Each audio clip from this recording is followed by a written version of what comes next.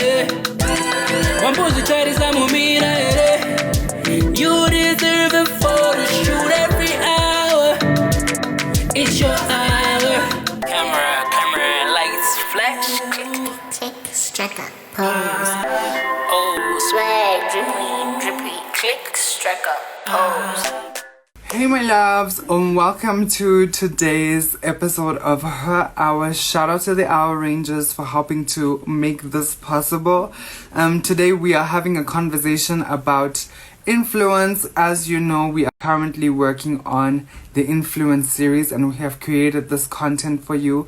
Today's guest is Namatai and we will be having the conversation was dope. The conversation was really insightful and full of wisdom. And so I hope that you guys are ready for the conversation. If you are interested in being a part of this conversation, then please feel free to continue watching. See you. Click, striker, pose. Okay, guys, so welcome back to our lovely episode. And now, as usual, I'm not by myself. I am joined by my lovely co-host, the one, the only Vera. What's good, my love? Hey, how are you doing? How's everything? I'm good. As you can see, I am clothed today.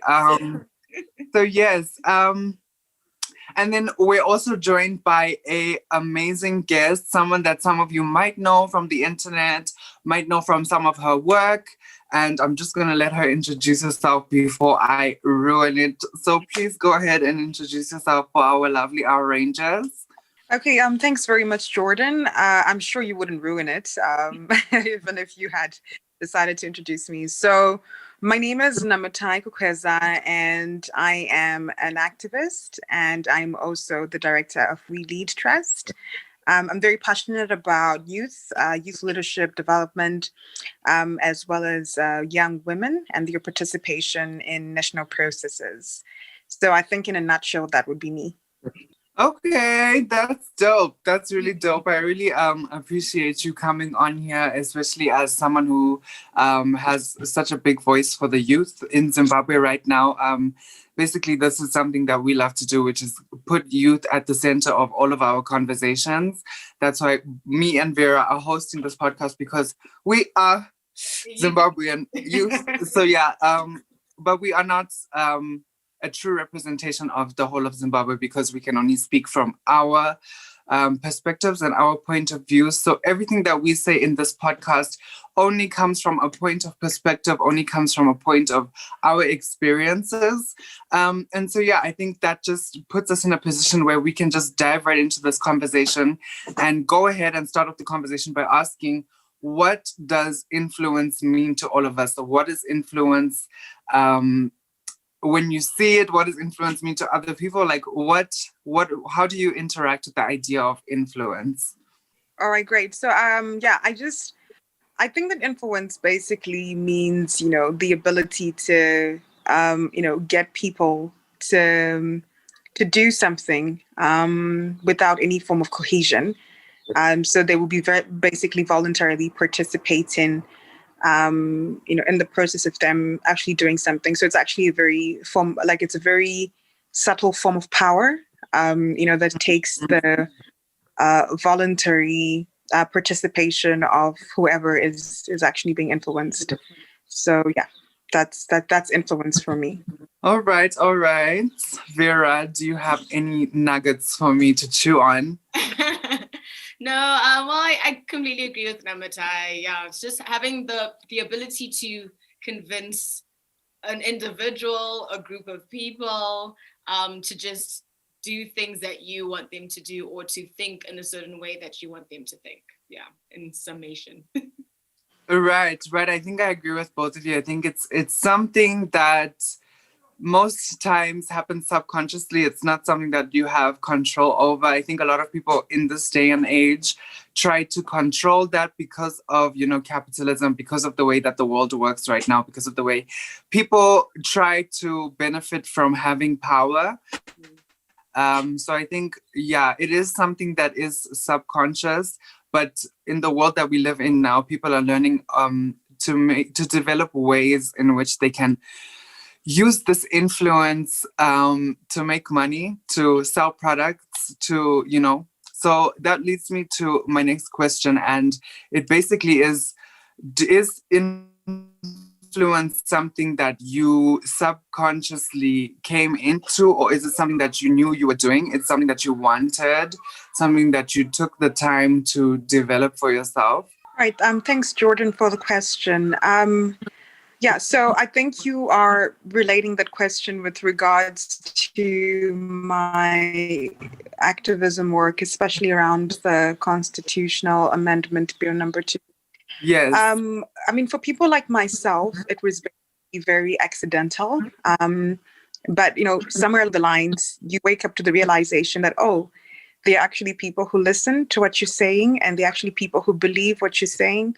And then it comes with a great amount of responsibility. So at a much later stage, I actually became very conscious, that, by the virtue that I would open my mouth and say something or do something, it was actually impacting people in a versatility of ways, in a wide range of ways.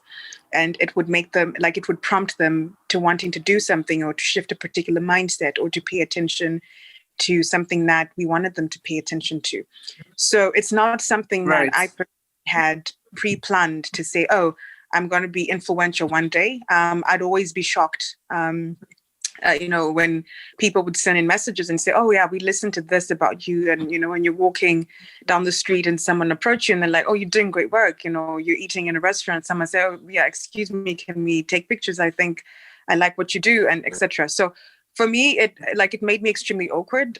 There was literally times when people would recognize me in the street and they'd say, it's you. And I'm like, no, it's not me. I would literally tell them, it's not Namatai. I remember once or twice, I actually liked that I was the twin. So because for me, it was actually a shock that this is what was now there. But I think besides all of that attention that came with, having been listened to and be believed and having that influence, which of course in my case was very accidental and wasn't very intentional. There came a point where, you just had to be very conscious that this is now the reality that's there.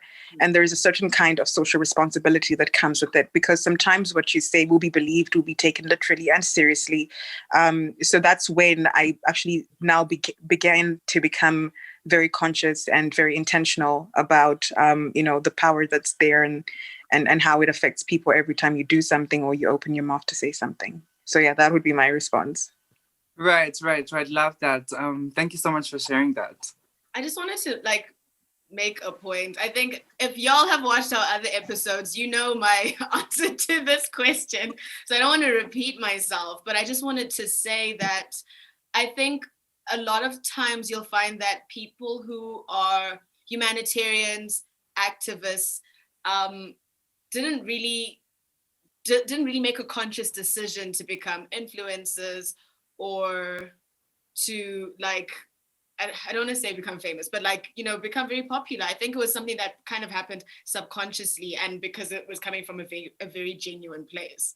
So I just wanted, Right. I've just realized that from what Namatai just shared, to just say that, you'll find that a lot of people who are into activism, a lot of people who are humanitarians, it was one of those like Mother Teresa wasn't out here, doing photo ops to make sure that people knew that she was doing the most, okay, make sure you get me Right. on a good side as I feed the poor children. No, it was just something that happened. Right. Her good work traveled, and now, she became one of the biggest names of our time. So yeah. Right. I love that you brought up the topic of social responsibility, because I think that when we think about social influence, we think about how a lot of people have now been put in a position where they have a voice, they have influence over what other people's opinions are. And so, recently, last year in 2020, we just came out of the whole, internationally, there was the whole Black Lives Matter movement.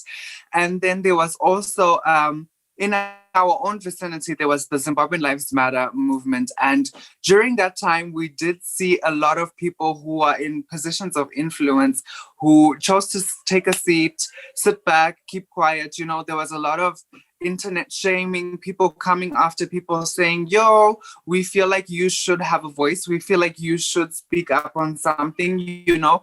And so my question is, you said that it does come with a bit of social responsibility when you are in a position of influence, but you're speaking from the perspective of someone who is an activism and your work is socially related. And so you are a social influencer in the sense that the way that you are operating is someone who wants to effect change on a social level and, you know, a political level to certain extents. And so I ask you this question from the approach of people who might not be activists, for people who might be musicians, you know, just people who are just selling products or who are just, you know, because I know as an influence, I mean, as an activist, it's part of the job. It's part of what you do. It's social responsibility is the job. It's the reason why you do it, you know? So I ask you, do you think social responsibility is something that people with influence have to use? All right. So I think that it's not really about being a person of influence. You know, when we're having the conversation around social responsibility, I think the conversation around social responsibility is held because you're a human being.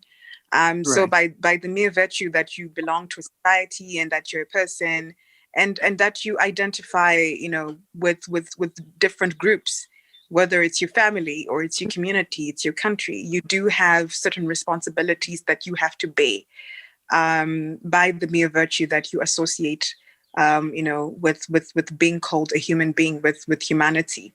So I think that people have to be very conscious, you know, when having these conversations, to realize that it's not just about influencers, but it's just about everyone in general. Now, the conversation then takes a drastic turn for a lot of people when you're talking about influencers, because they have the capability you know, to amplify ills or to amplify positive things simply because of their influence. So, you know, to those whom, you know, great power is vested, there also comes a great amount of responsibility, you know. So, you know, we have to be conscious of that, to say that, like, how are we using the power and the influence that people actually have. So that having been said, I noticed how you talked about how, you know, people were being shamed for not participating in certain things, certain movements that were to do with human rights, certain movements that were to do with, you know, abductions or torture. You know, for a lot of people, those are very heavy subjects, you know, for them. And they might not realize the need to participate in those things because they feel like maybe it's something that's not going to personally affect them. I think the issue becomes that people have to be, you know, allowed to be who they are. Because at the end of the day, it would be very sad that people end up just repeating rhetoric out of the fear of being victimized because they did not participate in a certain movement because they have a specific kind of influence. I mean, it's very important that in our social movements, we have people that actually genuinely feel deeply about the issues that we are discussing, and not people who are trying to garner some kind of mileage or run away from some kind of persecution for not participating. So I would actually say that it would be better to have maybe one or two people that are genuinely passionate about the work that's being done, speaking up and speaking out, than to have, you know, a traffic of people that are just speaking out, you know, for a versatility of reasons that have actually nothing to do with the cause at hand. So that genuinity in our professions, in our testimonies, and that, you know, that authenticity, that the trueness in the voice, when we're talking about social issues, is something very important. And I always say that if people are not ready to openly come out and, you know, talk about these issues, then it's okay. I think the final thing that I would just say is, particularly with people of influence, I mean, we have to be cognizant of the fact that we garner influence based upon our ability to solve some kind of problem. Whether you are a musician, whether you are a business person, and in your own form and in your own right, you are some sort of activist, I would say. For instance, musicians that are singing about mental health. And I think of people like Holly Ten. I think his music is very profound. He is addressing social issues through his music. Giving a service to humanity, solving problems. That's a form of activism, and we see this in young people who are in business. We see this in young people in music and drama. Some people are just, addressing issues around mental health through comedy. You think of people like Madam Boss. She just goes there and it's just humor and it's laughter. They're addressing deep intrinsic, deep-seated issues in our society through their satire. We think of people like Hopo Chimono. These are some of the issues that we have to be cognizant of, to then say that as long as you are using whatever space that you are in, without the labeling, without being called an activist or whatever, to address some kind of social issue or to address some kind of problem, to solve some kind of problem, in that regard, it means that, you have a burden to bear, to be responsible with that kind of influence, because what you say, people could actually believe it and act on it. Yeah. Right. I love that you brought that up. I love that you brought up, using your influence in whatever way that you can. I think you're right in saying that activism comes in different forms.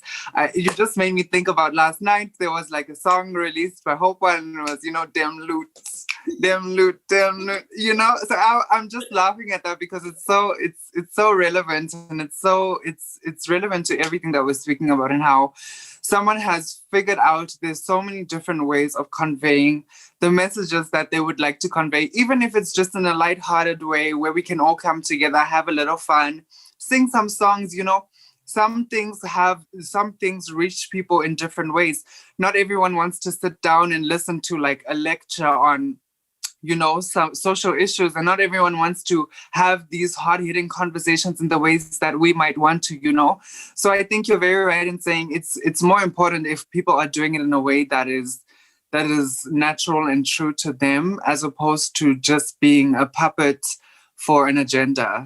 So yeah, I don't know, Vera, if you have anything you'd like to add to that. Yeah, I completely agree.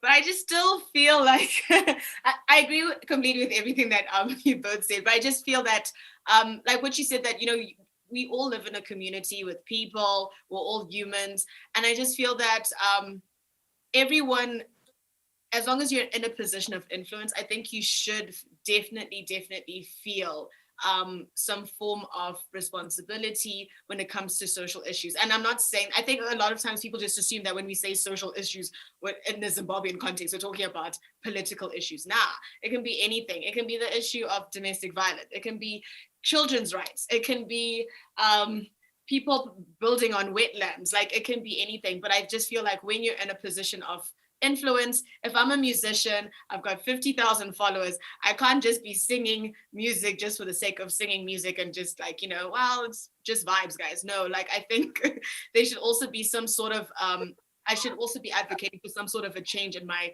society and in my community. That's why you see a lot of these American and Western artists, musicians, creatives, basketball players, superstars and whatever, they all have a cause that they're about, whether it's genuine or not. They still have something that they're advocating for, something that they're pushing. They're paying for kids' school fees. They are building roads in their communities. They're developing community centers. There has to be more to it. And I think that's my biggest issue with some Zimbabwean influencers, is that we just want to leave it at, okay, I'm a singer, or okay, I play soccer, and that's it. You're not advocating for anything else. Right. I completely hear that. I think you're very right in saying that to a certain extent, some people just coast on the fact that they already do something, they already make music, or they already have influence, and they can sometimes become blinded to the fact that there's so much more that comes with being in a position or in the spotlight. Sometimes these people, like we've been saying in a few of our other episodes, sometimes these people who have put you in a position of influence would like to hear what you think on certain topics, because it humanizes you. It like takes you down from a position of being a superpower, being so disconnected from the rest of us. It puts you in the population as you already exist. Without the population's funds, without the population's support, you do not have influence, you do not have a career, you do not have all these things that you so so willingly enjoy. You know what I'm saying? This conversation is really making me thirsty, and that brings me to the sponsor of this episode and our drinks. And so this is Kuva Beverages, and it is a Zimbabwean local brand of beverages. They create a wide range of different drinks that you can enjoy when you are feeling hot or your throat might be a little dry like mine right now. So yeah, hit them up, get a drink for yourself. If you don't drink, then this might not be for you. But anyway. So yeah, Namatai, are you drinking anything? Are you enjoying any sort of water, any liquid? Is your throat feeling dry? Am I making you stressed out? So I was saying that I'm actually drinking this conversation. I'm actually pretty. So this conversation is really good, and so okay. Love that. Living for that. Drinking the conversation. Let me take a nice swig real quick. Okay, so I think that I just hit on the topic of how sometimes people in positions of influence can be very detached from the rest of society, naturally, because a lot of people don't want to put themselves in positions of danger, or they don't want to find themselves being victimized because of the fact that they have a different amount of means, or, because of the fact that people want to be so close to these people. But there are a lot of people who still continue to be within society. They don't lose touch with reality. And so my question is, do you think that being in a position of influence somehow leads to people becoming out of touch? As you know, there are a lot of people who become out of touch with society. There was, I'm not going to mention a name because I don't know what your affiliations are with this person, but there was a person who went on an interview last year, and they were basically saying that the situation on the ground is completely like, she doesn't know what we're talking about. Like this, there was a lot of, I don't know what y'all are talking about. Zim is okay as far as I'm concerned. Like the Zim that I live in, we're good, we're happy, we're thriving. But, that's not the truth. There are a lot of people who are suffering. If you go to Bulawayo, guys, they don't have water. People are struggling, So my question to you is, do you think that being out of touch is something that is mutually inclusive of being in a position of influence, or do you think that the ideas are completely mutually exclusive? All right, great question. Because it's very complicated, because I think that there is a spectrum and there is a diversity and an array, in the variety of human beings that exist. So one of the things that I've always told people is that as your influence increases, for some people, it sometimes means that their social status and their economic status and their political status also increases. And this can inevitably lead to the creation of classes. And sometimes people become detached over time from the issues that they started with or they started representing. And this is not something that we just see in social influencers. It's something that we even see in politicians. We see this in activists. We see this in religious leaders. We see this everywhere. And the reason why this is that sometimes certain kinds of comforts and luxuries can make us basically forget that we become very numb and insensitive, and which is why I've always told people that as we increase in our worth and our influence, we have to take conscious decisions, to actually ensure that we remain grounded. And I get this particular inspiration from different individuals that I've personally met in my journey. So here's the thing. Growing up, the people that I looked up to, I would see them on TV. I thought they were awesome. And, we were nobodies, we were just invisible and we would just blend in very well.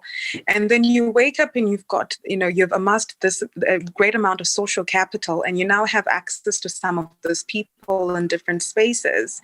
And consistently, they are people that I met that when I met them, I would be like, oh my gosh, I can't believe I grew up thinking that person is awesome, because they are so not awesome. Right. And this was basically how they treat people. You know, some of these people don't even greet people. Some of those people don't even talk to other people like they're human beings, you know, which in essence is very unfortunate and it's very sad. You know, but I have along the way met a lot of people that, and as much as they have a lot of power and a lot of influence and a lot of social capital, they remain grounded and they're extremely approachable. These are the kinds of people that they will start the conversation first, that they will greet you first and they will make you feel welcomed. And I've always tried to ask myself, what is the difference between those that remain grounded and that don't let all this power and influence get to their heads? And my realization is that really there isn't much of a difference except for one word, and that is intentionality. You know, the ones that remain grounded and nice are actually being intentional about it. You know, they can be jerks if they want to. You know, they can be rude if they want to. But it's just an issue of people being intentional about being kind, because our default state as human beings is to be selfish, it's to be mean, it's to be entitled, it's to be egotistic. But for us to be able to bypass all of that, it takes a great deal of intentionality. We have to be very intentional in the way that we treat others. So I think that this becomes the major challenge, not just for the people who are already there, but for young people like myself and so many others who are actually rising, to always be asking ourselves, how do we remain grounded when we get to those very high levels? And the final thing that I want to say is a conversation that I had with a couple of CEOs of a particular corporate.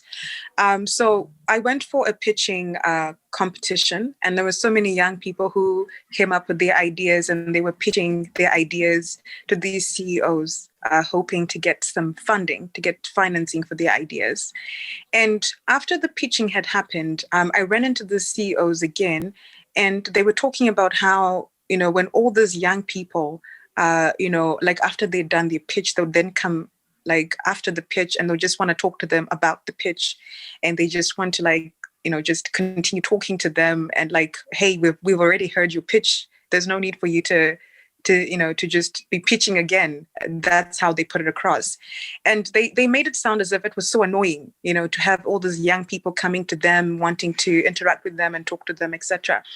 And my response to that is, my response to that was like, why did they have to feel like all those young people should not come to them? So I say this particularly in reference to how sometimes young people are treated. We go to all the people with influence of power who have the word to make things happen for us, and we try to talk to them, etc. But some of those people are sort of in a proactive and in a welcoming way, in an inviting way. So I've always wanted to say this, particularly to older influencers and people of power, that they must be welcoming, particularly to young people who reach out to them, because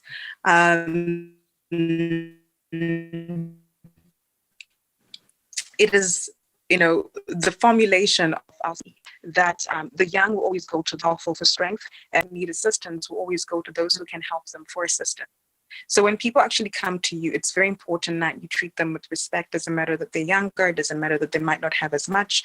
And maybe just a final word in there would be to say that, you know, when you're not an expert on a particular issue, you know, it's okay to say that I don't know. You know, you can't comment about people who live in high feuds when you live in Bordeaux. You can't comment about people who live in Bari when you live in Chishawasha Hills. Just say, hey, why don't you go ask someone from there?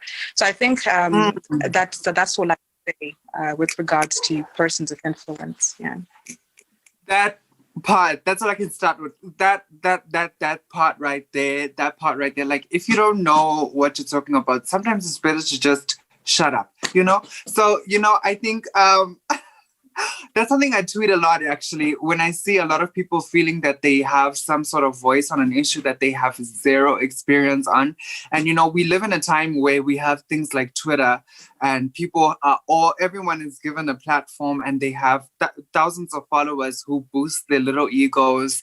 And people feel like, because I have, you know, a set of followers, I am someone who is speaking some real truth. And I think I have something to say to that. And the thing is that everyone can have followers, whether you're peddling messages of good or bad. I mean, look at Donald Trump, guys. There might be a lot of people who say that he had some good ideals, good whatever, but you can be anyone and you can have a following. Just because you have a following doesn't mean that what you are saying is correct, does not mean that what you are saying is the appropriate thing to be peddling, you know.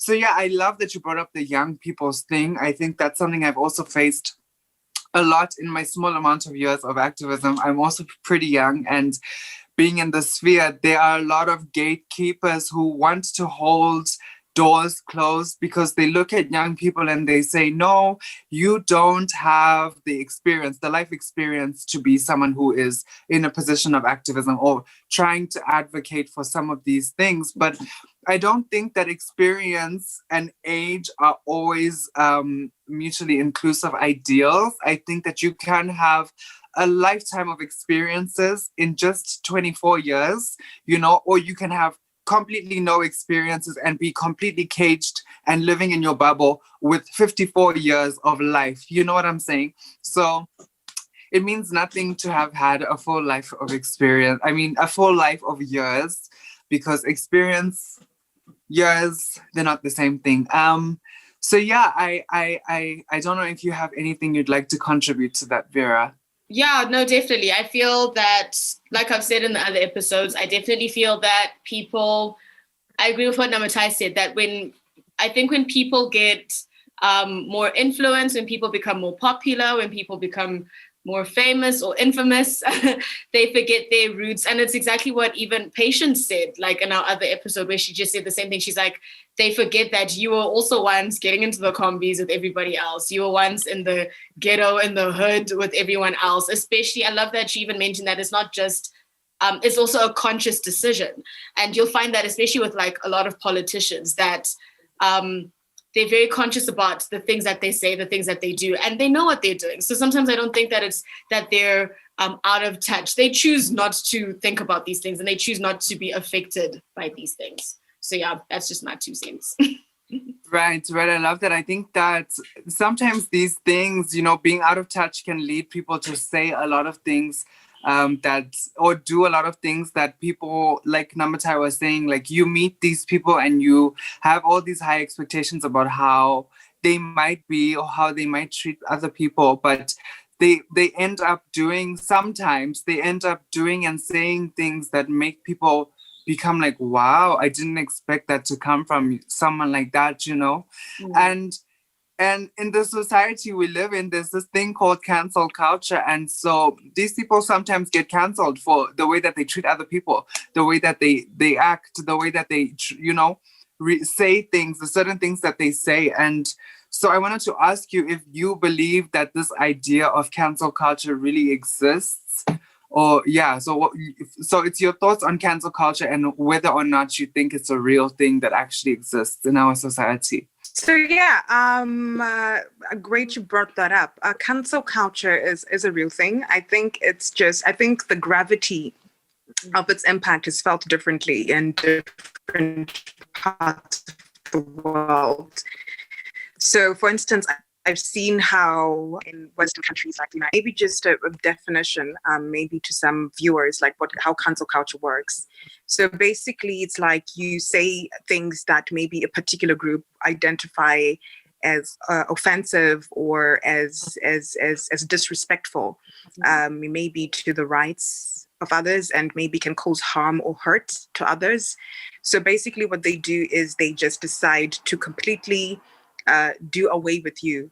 So you exist, but you don't exist, you know. So basically, if you were getting jobs, you don't get them anymore. If you're getting platforms, you don't get invited anymore.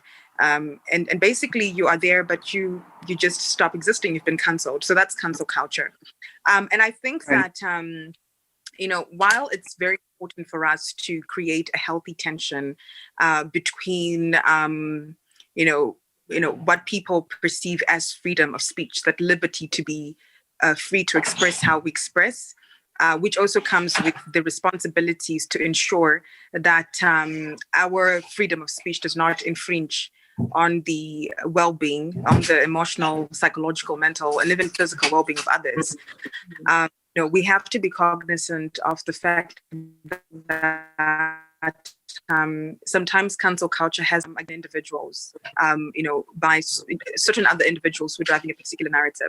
So I think that what we need is a conscious society that is consciously applying its mind to issues, because I think every issue shall be viewed upon its merits and demerits. There are times when definitely something really bad has happened, and as a society, if we consistently tolerate certain kinds of persons, we reinforce the idea that it's possible to do certain things and get away with it, and your life just goes on with no repercussions. But sometimes, we have seen this being weaponized, in which someone could have said something 20 years ago, or they could have just done something a long time ago, and they have to pay for it 30 years later or 25 years later, simply because of bad behavior that happened like a lifetime ago. And sometimes they're not even that person anymore. Sometimes they've changed, and they have apologized. They've expressed remorse about it, but they're still severely punished and they're muted. And, sometimes people who don't like you literally take advantage of that. So, it then puts a certain kind of pressure on people of influence to want to be perfect, to want to be extremely cautious and careful, because you're afraid that I could be doing something or saying something that people could, in the future weaponize, against me. And it could be used against me. So I think that, yes, cancel culture is a real thing. I think in instances like that of Harvey Weinstein, for instance, the American film director who was abusing, actresses, sexual exploitation. Right. I think it was a very thing that happened. Yes, instances like that, I think it was used powerfully to amplify the voices of victims, to amplify the voices that had been initially marginalized by powerful individuals who were abusing their power. So I think it works really well. But, it has taken a very predatory twist in some instances. And I think we need to be very careful and conscious of society. And finally, I want to just see this in reference to activism, particularly here in Zimbabwe. I think the state has a way of using that as well to cancel certain individuals. I've seen such an attempt happen, usually with character assassinations of particularly prominent individuals. And it's very, very unfortunate because sometimes people actually believe all that hogwash, all that nonsense. For women, usually the tendency is to go on issues relating to your personal integrity, your sexuality, and all those kinds of things against you. So I think when a society becomes woke and people are able to question the intricacies of the motivations behind such things, it becomes, it creates a healthy balance and a healthy tension with regards to what gets cancelled and what doesn't. So I think we have to be very conscious of that, particularly in our context. Yeah. Right. I think you're completely on 100% right. I think we all saw it last year, and when the MDC3 had been abducted, and then there were statements being released like, this is the extent that women will go to try and, smear our government. Oh, they would lie about being sexually assaulted and being abducted, like, you see, this is so obvious. Like, this is what women in their position do, like those kinds of messages were being peddled and pushed into our society. And because of the way that, unfortunately, Zimbabwean society is set up, it puts women at a disadvantage where women can be put in those positions to believe to be women people who can do these kinds of things, like faking an abduction or faking being in these kinds of situations. And people will believe it, because that's the society we live in. We live in a society where people are blinded by power and influence. And so if I have a bigger bag of influence than you do, then I can push bigger messages and have a better following than you can, So I completely agree with you. I just want to ask you if you have any words of wisdom for anyone who might be coming up in a position of influence, who might be an activist, who might watch this video and say, oh my gosh, I'm seeing Namatai, I'm seeing Jordan, I'm seeing Vera, and I'm very conscious of the work that they're doing, though we might all be doing different work at different levels, and we might have different levels of influence and different levels of reach. There might be someone watching who hasn't watched this or might watch this in the future, might get shared to, who says, I want to be someone in a position of influence. Or there might also be someone who has just found themselves in a position of influence and they're like, I don't know what to do with this. I don't know how to go about this. So I don't know if you mind sharing some words of wisdom for people in a new position of influence or people who would like to be in a position of influence. And then after that, just feel free to share anything that you're passionate about, anything that you want to plug, anything, that is on your mind that you would like to push for the next 5 minutes. Right. Okay. Thank you for the question. Yeah, I don't know if to call it wisdom. It's a words of wisdom. I don't know if I'm wise. I don't know if I have wisdom. But I think you're all wise. I say is I would just share. I think what specific individuals taught me at different intervals in my journey. I think, and I'll start with something that Dr. Nkosana Moyo taught me. He said, be authentic, be yourself. And it's something that has been reiterated by a wide range of people, people like Deborah Mchena, people like Brian Kagoro, people like Pastor Ivan Morris. Be yourself, be who you are, and that is your true power. What Deborah Mchena said, being yourself, that's your true power. So that's the first thing I want to say. Just be yourself, and then after talking about being yourself and the power of being authentic, because your true power is in you being you. I just wanted to talk about how it's important to not take being a public figure and being a person of influence lightly. You need to be very, very strategic. You need to be conversant about, the dynamics involved.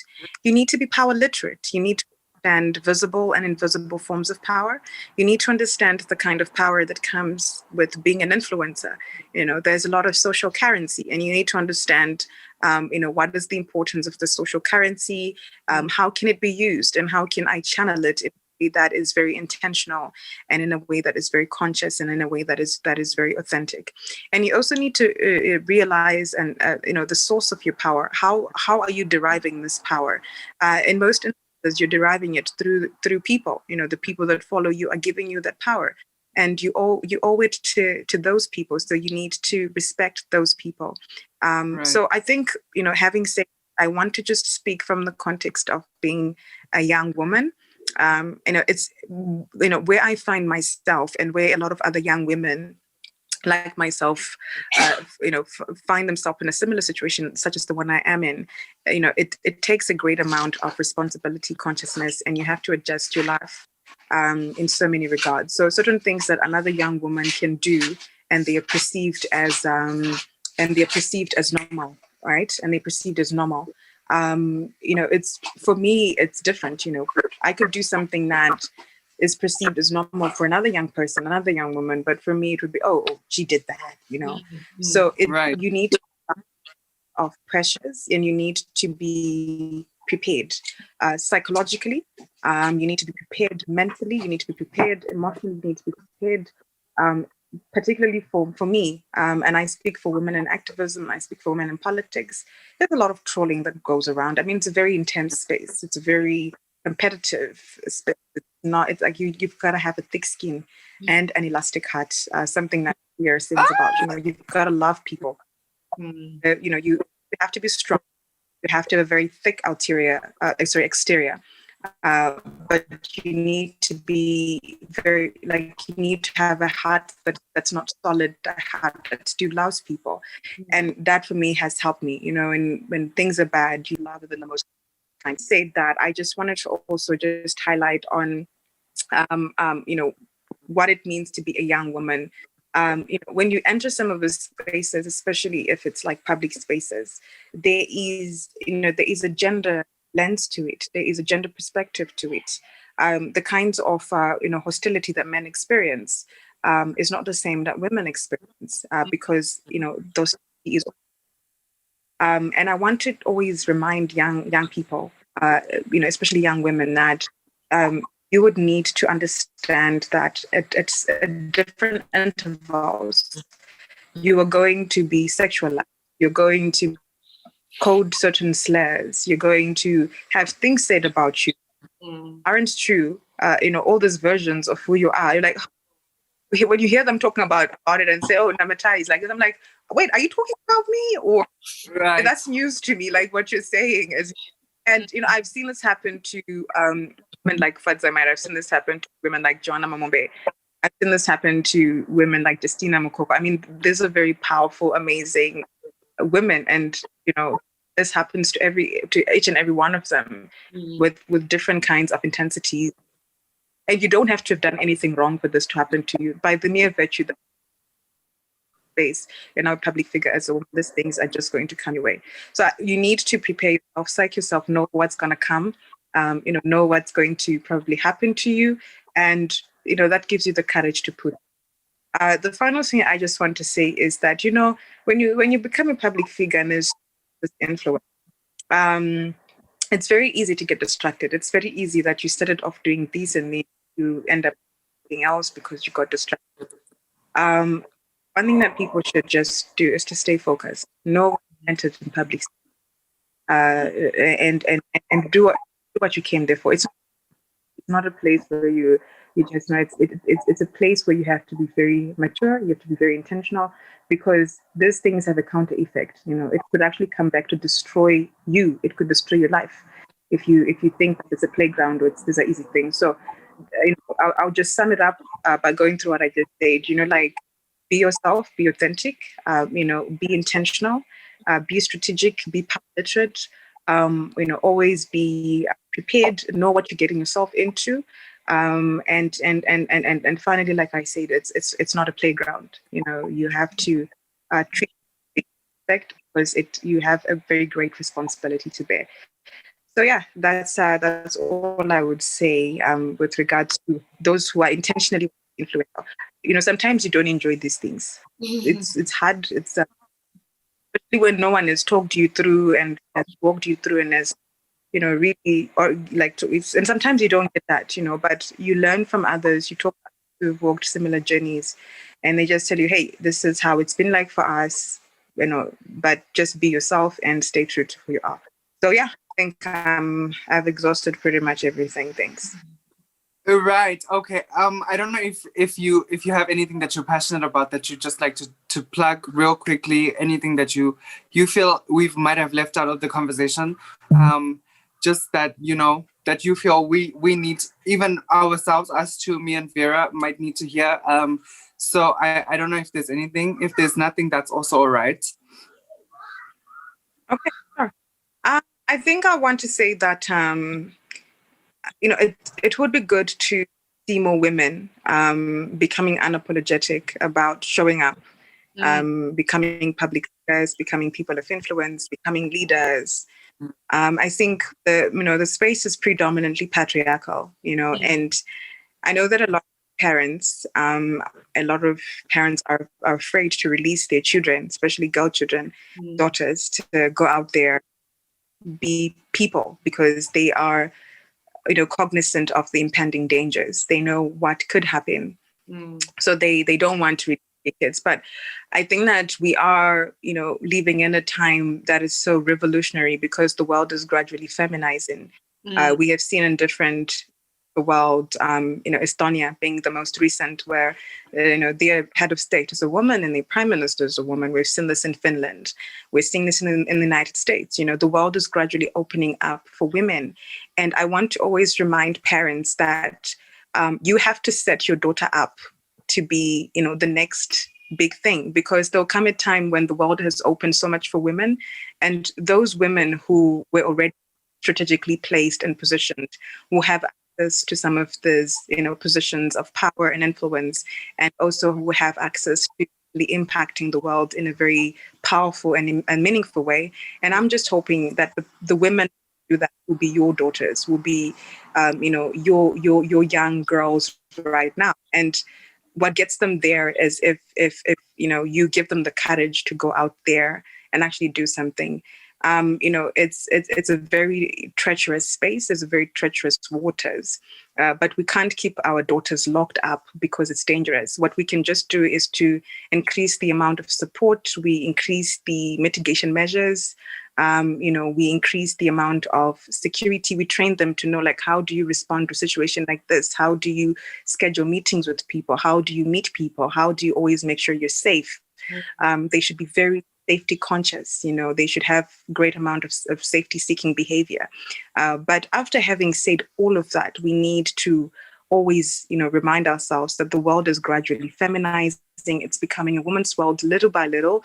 And your daughter might as well be the next prime minister. She might as well be the next president. Why are we grooming our daughters to marry powerful men when we can groom them to be powerful themselves? Why are we grooming our daughters to marry presidents when they can be presidents? Why are we grooming them to marry ministers when they themselves can be the ministers, when they themselves can be the UN Secretary General? So we need more women to show up. There's a very treacherous waters. It's a very abusive space, to be honest. But young women are able to evade that, especially if they have a lot of support from home. And that has been the case for me. So yeah, I think that will be my parting words, especially to parents, Yeah. Right. Thank you so much for sharing that. I think that the point of these conversations is for us to be solutions based. It's not just to have a whole lot of discourse and just be talking about all these things. And I love that we came to a conclusion based on solutions. And I think the reason why we created the space, Her Hour, is because of exactly what you're talking about, is that we are so tired of hearing the same, men's voices, men dictating how the world should operate, the lack of perspective from women, the lack of perspective from the diverse group that women represent, and so this is why we have Her Hour. This is why we are able to do this, and why we've created this platform is because we want to hear people like Namatai. We want to hear people like all the other women that have come on this podcast as guests, and we understand the weight of what it means to be a woman in the forum, the World Forum. It's a very patriarchal forum. It's very owned by men, as much as we can say that we are being given more spaces in the society. And so, yeah, I really love everything that you shared. I really love that you even had things to share with parents. And so, yeah, in the theme song, I'm gonna keep bringing this up because I love it so much. And in the theme song of our podcast, it talks about the fact that every hour is your hour. And so this message today goes out to every woman that is listening to this, every young woman, every older woman, every woman in a middle age, any woman at any position in society. Every hour is your hour, and it is something that you have to claim for yourself. You cannot wait for anyone to give you something. You have to take that initiative, stand up, and own your power, because as women, we are the most powerful people, in my opinion, on this planet. And so, yeah, are you someone that is acting intentionally? Are you someone that is making good decisions for yourself? Are you working and building towards a society where intentionality is the center of our universe? If you think so, feel free to hit up our comment section and share your thoughts on any of the questions that were asked. Feel free to give Namatai some love on her social media. They should be on the screen right now. Our social media handles as well should have popped up on the screen throughout this conversation. I really appreciate Namatai for coming on. You are such a beautiful person, beautiful soul, beautiful, everything about you is really beautiful, and I really appreciate you having this passion, having this drive to want to speak up and speak out. You are someone that people can look up to, especially young women in Zimbabwe. I think that you set the bar for what the future generations of our country look like, and that is important for us because we've seen our country being swallowed and spit out for so many years that now is the time for us to reclaim our space, reclaim our voices, and I really appreciate you for that. So thank you so much for coming on. Yeah. Awesome. And thank you so much for having me. You guys are quite interesting, and I hope that maybe in future we'll have more discussion. This one, because this was actually pretty awesome. Yeah, thanks so much. I really appreciate that. Thank you. Thank you, Vera. Thank you. So yeah, We will see you guys on the next one. Shout out to our Rangers for making this platform happen, for making people's voices more amplified. We really, really appreciate you. And goodbye, guys. We will see you on the next one. Lights flash. Tick, strike up, pose. Oh, swag, drippy, drippy, click, strike up, pose.